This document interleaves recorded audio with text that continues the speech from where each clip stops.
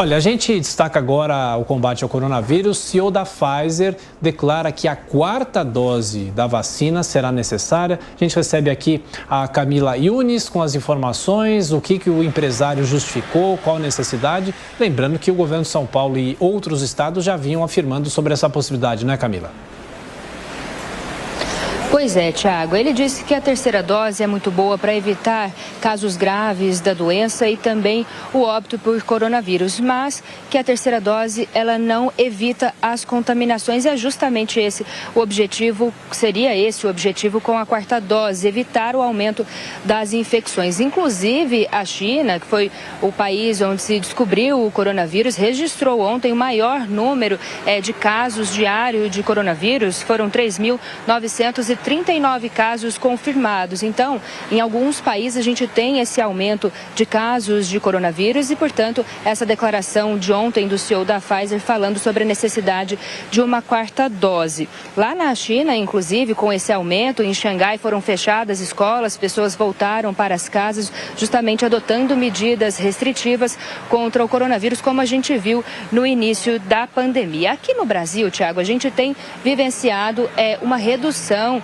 de forma geral nos casos de coronavírus. Eu, inclusive, trago agora os dados do CONAS sobre esses casos de coronavírus. Nas últimas 24 horas, a gente teve, portanto, 18.642 casos confirmados de coronavírus. Desde o início da pandemia, já foram 29.368.776 casos. Agora, o número de óbitos nas últimas 24 horas ficou em 133 mil. Ao todo, desde o início da pandemia, 655.078 pessoas já faleceram em decorrência da doença. A gente lembra também, Tiago, que nos fins de semana, esses números costumam ser um pouco menores porque as secretarias acabam não registrando todos os casos. Então, pode ser que na terça-feira e na quarta esses números sejam um pouco maiores, mas a gente vem apresentando, sim, uma redução de casos por Covid-19 aqui no Brasil, mas sim, tem se falado muito sobre